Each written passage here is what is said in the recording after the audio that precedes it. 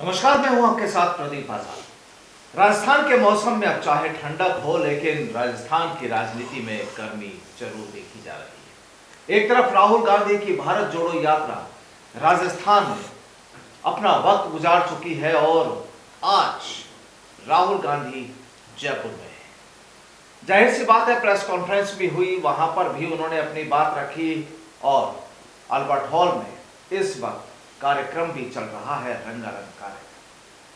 वहीं बीजेपी की जनाक्रोश यात्रा वो भी गुजर रही है राजस्थान के 200 विधानसभा इलाकों से।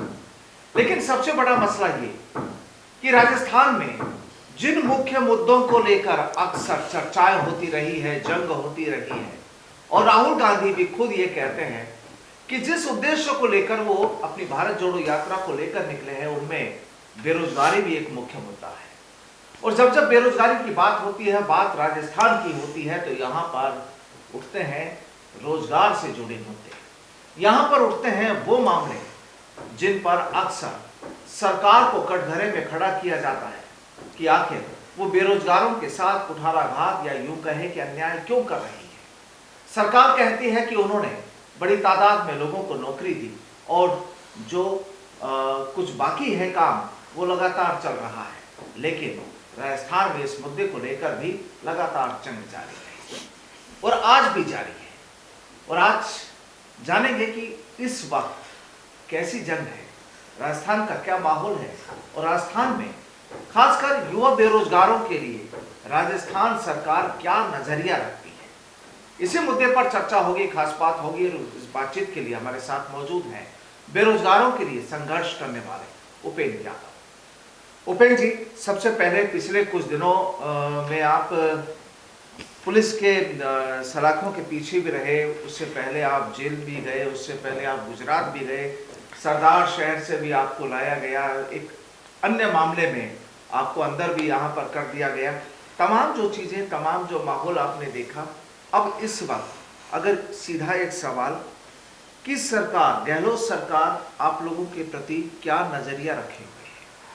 देखो प्रदीप जी, आपने देखा होगा कि जब भी आंदोलन हुए, जब तक पुलिस का सामना हुआ, लाठीचार्ज हुआ, जेल गए, आपने देखा होगा जून में भी एक बार नहीं 4 बार जेल जाना पड़ा, 4 मुकदमों का सामना किया। जब आंदोलन पर रोक लग गई, जब हमारी मुख्यमंत्री से मुलाकात नहीं हो पा रही थी, अधिकारी मंत्री नहीं सुन रहे थे, उसके बाद हमने डांडी यात्रा निकालने का ऐतिहासिक निर्णय लिया और 1100 लोगों ने एक ऐतिहासिक आधुनिक भारत में पहली महात्मा गांधी जी के बाद डांडी यात्रा हमने 150वीं जयंती में हमने निकाली और सफल डांडी यात्रा रही। इस 38 दिन के सत्याग्रह में 3 बार हमें गुजरात में भी हिरासत में लिया गया, गिरफ्तार किया गया। जैसे हम राजस्थान लौटे, हमने सरदार शहर की रैली थी, 19 नवंबर को मैं सरदार शहर बॉर्डर पे पहुंचा, वहाँ से मुझे गिरफ्तार कर लिया गया और दूसरे दिन मुझे बताया गया कि यानी कि 22 घंटे अवैध हिरासत में लेने के बाद मुझे बताया गया कि आपको 2016 के मुकदमे में गिरफ्तार किया जाता है। मैं पूरा मामला समझ नहीं पा रहा था। दूसरे दिन जब मैं कोर्ट में गया तो मेरे एडवोकेट ने बताया कि ना FIR में नाम, ना चालान में नाम, ना गवाह में नाम, जबरदस्ती मुझे पकड़कर मुझे रोका गया क्योंकि वो सरदार शहर में होने वाली रैली एक ऐतिहासिक थी। करीब उसमें 4 से 5 हज़ार बेरोजगार पहुंचने वाले थे, तो मुझे गिरफ्तार किया गया। मेरे साथ मेरा वो मैं आपको बता दूं कि 19 नवंबर को जो मुझे गिरफ्तार किया गया, 20 नवंबर को जब मुझे श्यामनगर थाने में लेकर आया गया, ये मेरे संघर्ष के 10 साल में सबसे ये काला दिन है। मेरे जीवन में सबसे बड़ा दुखों का पहाड़ टूटने वाला दिन था। जिस व्यक्ति ने 10 साल तक युवा बेरोजगारों के लिए सड़कों पर लड़ा, सोया, भूखा रहा, सबसे ज़्यादा आंदोलन किया, 2 लाख से ज़्यादा युवाओं को रोजगार दिलाने में अहम भूमिका निभाई, सरकारी नौकरी दिलाने में अहम भूमिका निभाई। और सरकारें कोई सी भी हो, पार्टी कोई सी भी, हर सरकारों से सीधा लड़ा हूँ, सच के लिए लड़ा हूँ, कभी भी अपने लिए कुछ नहीं मांगा। लेकिन मुझे भी बहुत दुख हुआ कि एक सच्चे ईमानदार इंसान पे आक्षेप लगा दिए गए। आप बताइए, जिसका FIR में नाम नहीं है, जिसका चालान में नाम नहीं है, 2016 से अभी तक 6 साल तक क्यों नहीं गिरफ्तार किया? जिस मामला अनुसंधान साउथ में बता रहे, वहाँ धरना प्रदर्शन मैं शहीद स्मारक पर रोज करता हूँ, लेकिन ये केवल इस आंदोलन को रोकने के लिए, मेरी छवि को धूमिल करने के लिए, क्योंकि युवाओं का, लाखों युवाओं का एक सम्मान प्यार मुझे मिल रहा था। आपने देखा कि डांडी यात्रा 1100 लोगों के साथ दूसरे प्रदेश में जाकर सफल करना, 38 दिन आंदोलन चलाना, और हालांकि मुख्यमंत्री जी से वार्ता हुई, मुख्यमंत्री ने विश्वास दिलाया, वो अभिभावक का आश्वासन दिया। उसके बाद हम लौटे, उसके बाद मुख्यमंत्री प्रमुख सचिव साहब से मीटिंग हुई, दोबारा मीटिंग का दौर होना था, लेकिन वो घटना घटी और मुझे जेल में डाल दिया गया। लेकिन मैं धन्यवाद देना चाहूँगा, मैं प्रदेश की मीडिया का धन्यवाद देना चाहूँगा, प्रदेश के युवाओं का, जिन्होंने ट्विटर ट्रेंड करवाया कि अन्याय क्यों, जो जिस प्रकार मीडिया में जो प्रेस नोट जारी करके पुलिस प्रशासन द्वारा दिया गया मुझे बदनाम करने के लिए, मीडिया की मजबूरी थी, पुलिस प्रशासन के द्वारा एक तरफा प्रेस नोट दिया गया था, लेकिन जनता ने मेरा पूरा साथ दिया, मेरा हौसला दिया। उन्होंने कहा कि हमने देखा है कि पहले हमें खाना खिलाया, पहले लिए हमें सुलाया, उसके बाद खुद खाना खा के सोता था। तो मुझे पूरा साथ दिया, इसलिए मैं पूरी ताकत के साथ दोबारा दुगनी ऊर्जा से लड़ रहा हूँ। और मैं ये कहना चाहूँगा, मुख्यमंत्री जी ने जो वादा किया था उस पर हमें विश्वास है कि हमारे साथ जिस प्रकार वो लगातार, जैसे 5 दिसंबर को चिकित्सा विभाग के जो उच्च अधिकारियों से मीटिंग करवाई, उसके बाद 7 सितंबर को डीओपी सेक्रेटरी से मीटिंग करवाई, और कल हाल ही में जो एक IAS अधिकारी, 5-6 RS अधिकारी साथ शिक्षा विभाग की भर्तियों को लेकर मीटिंग करवाई। तो लगातार वार्ता का दौर है, क्योंकि कोई भी आंदोलन होता है तो वार्ता से समस्या का हल होता है। तो अब मुख्यमंत्री प्रमुख सचिव साहब से मीटिंग होगी, हो सकता है मुख्यमंत्री जी हो जाए। तो उम्मीद करते हैं होने वाली उन मीटिंगों में जो मुख्यमंत्री जी ने आश्वासन दिया था, उनके विश्वास पर 38 दिन के बाद हम वापस आ गए थे, उनको बोलते हम वापस आ गए थे। तो उम्मीद करते हैं सरकार अपने वादे पे खरा उतरेगी, न्याय करेगी। उपेंद्र जी, अभी आप इतना पॉजिटिव है, जब आप कह रहे हैं कि आपके लिए वो तारीख काला दिन थी, आपने इतने लाखों लोगों को रोजगार दिलवाया, सरकारी नौकरियां दिलवाई, क्या अब अचानक सरकार का नजरिया जो आप कह रहे हैं बदला हुआ है, या वाकई यहाँ भी आपको लगता है कि एक पॉलिटिक्स जो होती है जिससे हम कहते हैं वही चीज़ हो रही है? देखो, आपने एक बात बोली कि आप इतने पॉजिटिव हो, तो मैं आपको बता दूं, जहाँ मेरे युवाओं का काम सरकार करेगी, मुझे पैर पकड़ने तो पैर पकड़ूंगा, हाथ जोड़ने तो हाथ जोड़ूंगा। जब सरकार वार्ता के लिए बुला रही है, खुद वार्ता करवा रही है, मुख्यमंत्री प्रमुख सचिव साहब मिलेंगे, मुख्यमंत्री जी मिलेंगे, तो मैं, क्योंकि कोई भी बड़ा महापड़ाव उड़लते तो वो हम मांग करते कुलदीप प्रकाश जी से मिलाया जाए, CM से मिलाया जाए। जब वो पहले ही बुला रहे हैं, हमें भारत जोड़ो यात्रा में जाने की आवश्यकता ही नहीं पड़ी। वार्ता का दौर है, कुछ समस्याओं का हल हो भी चुका, कुछ प्रोसेस में है, तो उम्मीद है कि वार्ता से समस्या को हल हो। यदि सरकार रंग बदली है, सरकार यदि धोखा देती तो हम फिर सड़कों पर उतरेंगे। तो आपने सरकार से ये नहीं पूछा कि आपको इतने दिन थाने में क्यों बंद रखा गया, जब आपको सरदार शहर से क्यों उठाया गया? देखो, मैं आपको बता दूं, उस चीज़ को मैं जीवन भर याद रखूंगा, मेरे लिए काला दिन था। लेकिन कई बार क्या होता है कि कुछ अच्छाइयों के लिए कुछ भूलना भी जरूरी रहती है। मेरा उद्देश्य उन लोगों जैसे नहीं कि अपने आप की राजनीति चमकाने के लिए कि मैं जनता के सामने ये कहूँ कि मेरे साथ गलत हुआ, वो हुआ, मैं ये करूँ, कि मेरे पास अब समय है कि जो वादे सरकार ने किए वो पूरा करवाने का। जो गुजरात आंदोलन था, जब मैंने संघर्ष किया, सड़कों पर सोया, लाठे गए, उन मांगों को पूरा कराने के लिए कि मेरा उद्देश्य है पहले मैं काम कर रहा हूँ। जब मैं यात्रा निकालूंगा तो जनता के सामने ये भी रखूंगा कि 10 दिन मैं हिरासत में, वो सारी चीज़ें बात की बात है। लेकिन अब सरकार पॉजिटिव चल रही है, तो मैं पॉजिटिव चलने के लिए तैयार हूँ। सरकार काम करेगी तो मैं जिंदाबाद बोलने के लिए तैयार हूँ। मेरी कोई सरकार से, मुख्यमंत्री से, किसी से, कांग्रेस से कोई व्यक्तिगत कोई लड़ाई नहीं है। हमने समर्थन दिया था, साथ दिया था। हाँ, ये जरूर है कि यदि वो धोखा करती है, काम नहीं करती, तो हम लड़ने के लिए तैयार है, टकराने के लिए तैयार है। कमजोर नहीं हूँ मैं, न मेरा युवा कमजोर है। वो हम लोग केवल परिस्थिति के अनुसार चल रहे हैं। वो पॉजिटिव है, हमें काम से मतलब है। मान लीजिए आपकी मैं डिबेट में हूँ, सरकार वार्ता के लिए बुला रही है, हम जा रहे हैं, कल मैं यहाँ बोलूँगा, आप ही कह दोगे यार सरकार आपको तो खुद बुला रही है, फिर आप क्यों खिलाफ बोल रहे हो, आपको काम नहीं करवाने, आप सरकार के खिलाफ क्यों बोल रहे हो? क्यों? यदि आप तो राजनीति चमका लो खिलाफ बोल के, या सरकार बुला रही है, काम करने के लिए तैयार है, जब तक हमारा फर्ज है कि हम उनका सपोर्ट करें। हमने कहा अतिथि देवो भव, हमने राहुल गांधी जी का विरोध किसी युवा ने नहीं किया। कुछ युवा पूछे तो ज्ञापन दे क्या है, किसी ने विरोध नहीं किया, ना कोई युवा विरोध करेगा। लेकिन जब हमारी वार्ता में लगता है कि हमें बुला लिया, ये केवल धोखा हो रहा है, तो उसके बाद क्योंकि चुनाव 2023 दूर नहीं है, यात्रा भी है और 2023 का टारगेट भी है। तेवर वही रहेंगे या कुछ नहीं? तेवर तो चेंज नहीं होंगे। देखो, सच के लिए लड़ते हैं। पिछली 5 साल जो बीजेपी सरकार थी तब भी लड़ाई लड़े थे, वर्तमान कांग्रेस सरकार अभी भी लड़ाई लड़ेंगी। और दोनों सरकार, यदि विपक्ष भी अपनी भूमिका नहीं निभाती है, ये सरकार नहीं, और विकल्प हमारे पास और भी है। सच के लिए लड़े, गर्दन कटवा सकता हूँ, पीछे हटने वाला नहीं हूँ, सच के लिए लड़ूंगा। उपेंद्र यादव झुकने वाला नहीं है, चाहे कितना ही ये मेरे साथ जेल में डाल दे, कितने ही षड्यंत्र हो जाए। मैं आज भी कह रहा हूँ, ये सिस्टम है। मैं तो जो 2023 में जो फरवरी में एक यात्रा निकाले, न्याय एवं रोजगार 2 यात्रा, वो एक कांग्रेस की नहीं, सभी राजनीतिक दलों पे वो लागू होगी। वो यात्रा निकाल रहे हैं, बिल्कुल वो सभी राजनीतिक दलों, कांग्रेस के लिए नहीं। यात्रा में क्या होगा? यात्रा वो होगी न्याय एवं रोजगार 2, यानी कि मेरा भी सपना है, क्योंकि मेरा कार्यकाल ये मेरा अंतिम होगा 2023 में, दिसंबर या जो 2024 लगेगा उस समय किसी नया अध्यक्ष बन जाएगा। मेरा उद्देश्य यही है कि हर बार चुनाव होते हैं, एक व्यक्ति को हराने के लिए दूसरा जीत जाता है। युवाओं की सबसे बड़ी ताकत है युवाओं की। युवाओं को बरकलाया जाता है जाति और धर्म के आधार पर, वोट लिए जाते हैं। लेकिन मैं पूरे प्रदेश में हर युवा के पास जाऊंगा, हर पंचायत में जाऊंगा, उनका एक तो डेटा इकट्ठा किया जाएगा, हमारे संगठन को मजबूत बनाया जाएगा। एक ही नारा होगा कि इस बार वोट होंगे जाति और धर्म के नाम पे नहीं होंगे, वोट होंगे इस बार केवल रोजगार और नौकरी के नाम पे। मुद्दा बनाया जाएगा रोजगार नौकरी। जो राजनीतिक पार्टियां कहे, दावा करे कि युवा हमारे साथ आए, हम इतनी नौकरियां देंगे, हम ये करेंगे, फिर हम चूज करेंगे किसके साथ जाना, कौन हमारे लिए बेहतर है। विकल्प हमारे बहुत है, लेकिन युवाओं के लिए एक हम फुटबॉल थे, एक बार वो गोल करते, एक बार हम फुटबॉल नहीं बनना चाहते, हम विनर बनना चाहते। जीत की चाबी युवाओं के पास आए, जाति और धर्म पे नहीं भटके, रोजगार और नौकरी के नाम पर वोट करे, तो युवाओं को मैं जगाऊंगा, युवाओं के बीच भी जाऊंगा, एक बड़ा संगठन स्थापित करेंगे, उसके बाद हम सब मिलकर निर्णय लेंगे। ये यात्रा पूरे राजस्थान में निकाल, पूरे राजस्थान में हर ग्राम पंचायत स्तर पे होगी। मैं आपको पुनः बता दूं, कई लोग क्या कहेंगे ये तो कांग्रेस के खिलाफ, नहीं, कांग्रेस के खिलाफ भी नहीं है। ये सभी राजनीतिक दलों को चुनौती देगा कि रोजगार के लिए, युवाओं के लिए कौन आगे आएगा, युवाओं के भविष्य के लिए बेहतर कौन सोचेगा, उनके लिए क्या क्या योजना है। कि मैं चाहता हूं कि युवाओं की वोट जो ताकत है वो उसका सदुपयोग हो, युवाओं की अहमियत हो। जिस प्रकार ये समाज अनुसार बोल लेते ना कि समाज ने हमें समर्थन दे दिया, समाज को उनके लिए बोर्ड बना दिया, समाज के लिए वो अलग अलग बजट देते, मैं तो सर्व समाज के युवाओं के लिए, प्रदेश के बेरोजगार को प्राथमिकता दीजिए, इनकी सारी पेंशन और सारे बंद करके इनका परीक्षा शुल्क माफ करिए, आप इनके प्रतिवर्ष भर्तियां निकालिए, इन पेपर माफिया और गठजोड़ को खत्म करिए, सीबीआई जांच कर, कई मांगे हैं। इन सब मांगों को लेकर ये यात्रा महत्वपूर्ण होगी। कितने दिन की होगी, क्या प्रोग्राम रहेगा इसका? अभी फिलहाल प्रस्तावित 9 फरवरी की है और ये करीब 8-9 महीने की यह यात्रा रहेगी, यानी इलेक्शन तक कंटिन्यू चलेगी। जी बिल्कुल, ये कंटिन्यू चलेगी। और मैं सबसे बड़ी बात, मेरे लिए यात्रा बड़ी खुशी की बात है मेरे लिए, क्योंकि पिछले फरवरी में 11 साल हो जाएंगे लगातार मैंने युवाओं के लिए संघर्ष किया, उनके बीच में नहीं किया, क्योंकि सब लोग यहाँ आते हैं, ज़्यादा आंदोलन होते हैं जयपुर में, या फिर आपने देखा होगा गुजरात या उत्तर प्रदेश, दिल्ली। लेकिन अब कई लोग मुझसे मिलना भी चाहते हैं, तो मेरा भी उनसे मिलना हो जाएगा, उनके घर जाऊंगा, उनके, क्योंकि मेरे पास बजट नहीं है, मैं उनके घर ही जाऊंगा, उनके खाना खाऊंगा, वहीं रुकूंगा, उनके बीच में रहूंगा।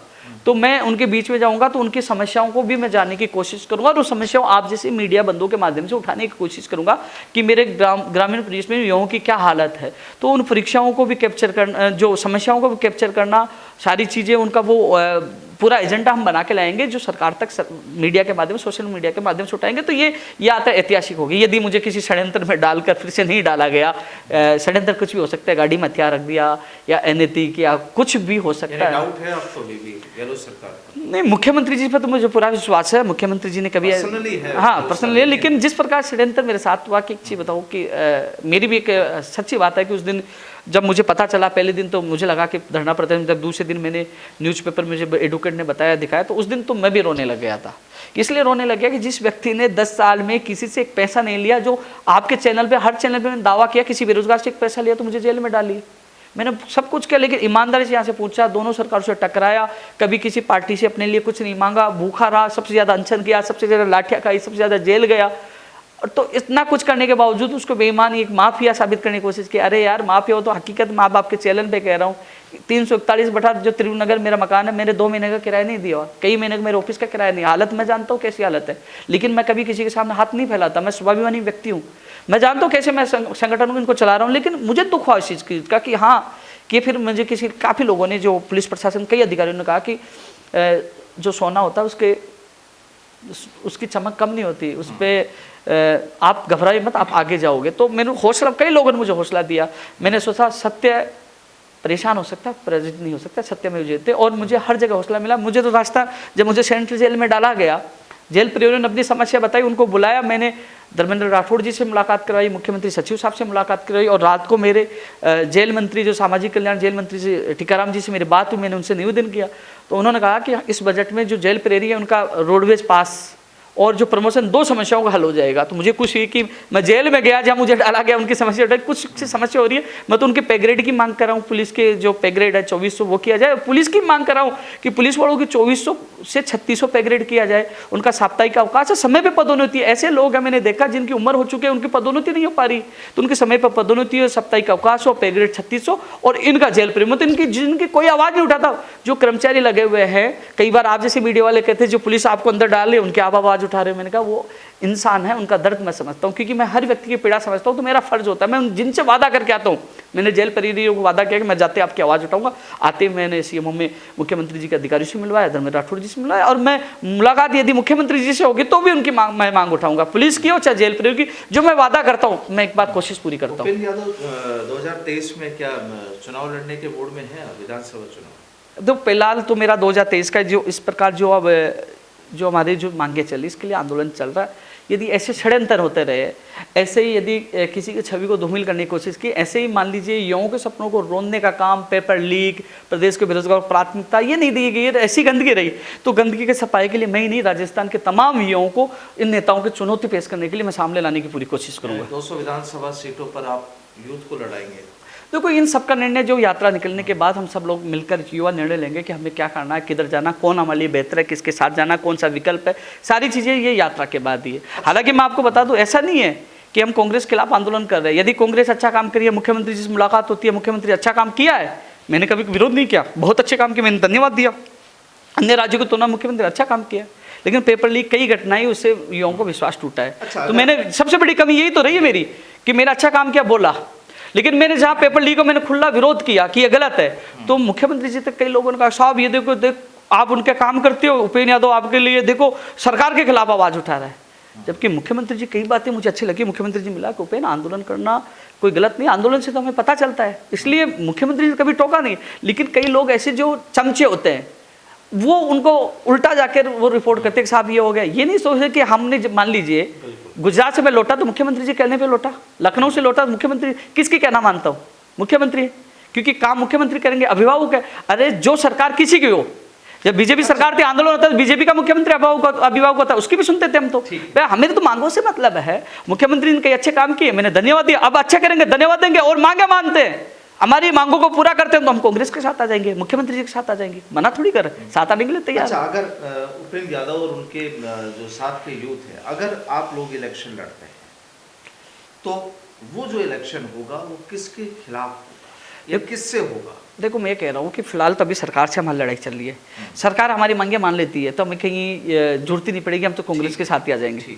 अब मांगे नहीं मानती है, सही बातें मुख्यमंत्री जी तक नहीं पहुँच पाती है, नहीं हो पाती है, तो फिर हम लोग जो यात्रा निकालने के बाद हम तय करेंगे कि जो लोग अलग अलग राजनीतिक पार्टी तो दावा करेंगे ना, कितना बड़ा संगठन आ रहा है कि हम लोग, उनका मैनिफेस्टो भी सबका जारी होगा कि हम ये कर रहे हैं, ये करें, वो चीज़ें भी देखी जाएगी, तुलना की जाएगी, क्या हम इनके साथ जाने से क्या युवाओं को फायदा होगा, क्या युवाओं के लिए बेहतर कर पाएंगे, उनका रिकॉर्ड क्या है, क्या नहीं कर पाएंगे, या फिर हमें किसी को समर्थन देना, साथ जाना, वो तो आने वाली यात्रा के बाद ही स्थिति स्पष्ट हो जाएगी। अभी उसके बारे में मैं कुछ नहीं कह सकता। लेकिन ये चीज़ क्लियर है कि अगर सरकार ने आपकी मांगों को नहीं माना, मांगों पर विचार नहीं हुआ, या आपको तसल्ली नहीं हुई कि हाँ भाई सरकार हमें अलग कर रही है, दरकिनार कर रही है, तो ये जरूर है, तो आप विधानसभा चुनाव में आप अपनी पूरी जो आपकी यूथ ब्रिगेड है और आप लोग जो है वो आप इलेक्शन में उतरेंगे। देखो मैं जो यात्रा का उद्देश्य मैं बता दूं, ये सभी राजनीतिक पार्टियों के चुनौती देने वाला होगा, क्योंकि समस्या प्रदेश और देश की समस्या है, सभी राजनीतिक पार्टियों के सामने बेरोजगारी सबसे बड़ी समस्या है। तो मैं इसको बड़ा मुद्दा बनाना चाहता हूँ बेरोजगारी का, क्योंकि जाति और धर्म के नाम पर हर बार वोट ले लेते हैं, कभी कौन सा मुद्दा, कभी कौन सा मुद्दा। यार युवा बेरोजगार अवसाद में जा रहा, आत्महत्या कर रहा, ये सारे गलत रास्ते पे जा रहे, तो उनको बचाने के लिए मुद्दा बने कि अपनी जो ऐशो आराम की जिंदगी राजनेता वो कम कर दो ना, आप कम सैलरी ले लो, कम वीआईपी सुविधा ले लो, और युवाओं के लिए करिए ना, सारी बजट जो आप अनर्थ की जो आपका जो बजट खराब करे उनके लिए बचाइए। तो ये चीज़ें है कि जो 2023 की यात्रा के बाद ही निश्चित होगा। ये निश्चित है कि यदि कांग्रेस सरकार हमारी तमाम मांगों को मानती है, जो समझौतों को मानती है, तो हम कांग्रेस के साथ जाने के लिए तैयार है।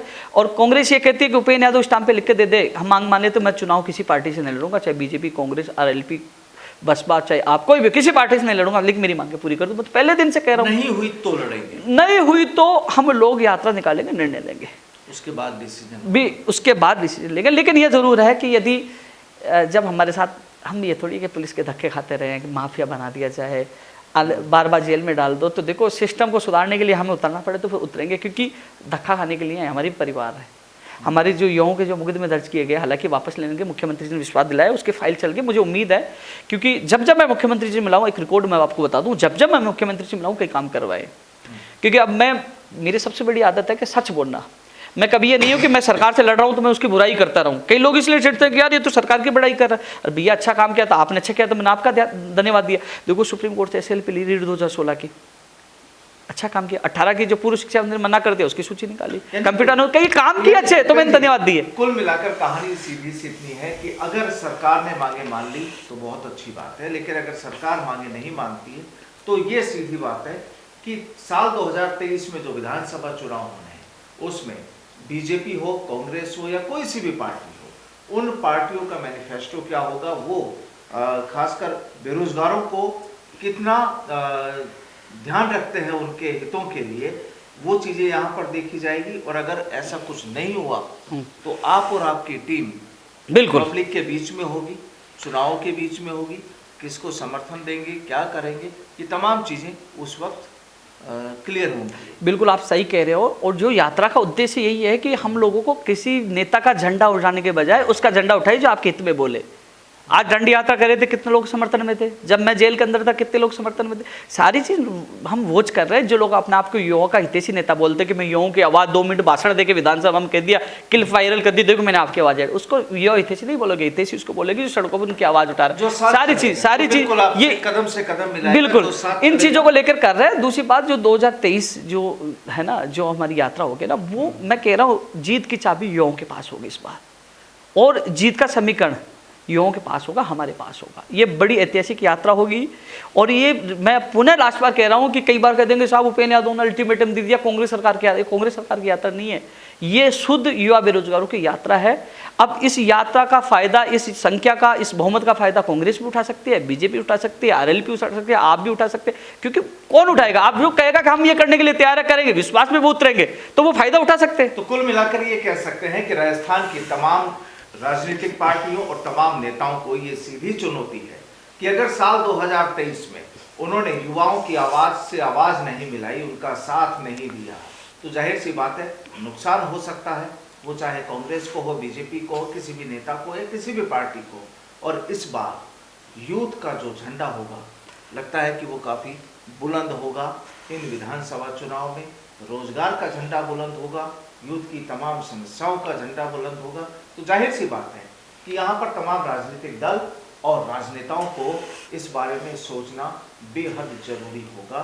इस बार बकौल उपेंद्र यादव कि इस बार ना कोई समाज, ना कोई जात पात और ना ही कोई दूसरा मुद्दा होगा, तो केवल और केवल बेरोजगार, उन युवा, रोजगार और रोजगार से जुड़े हुए और बेरोजगारों से जुड़े हुए तमाम।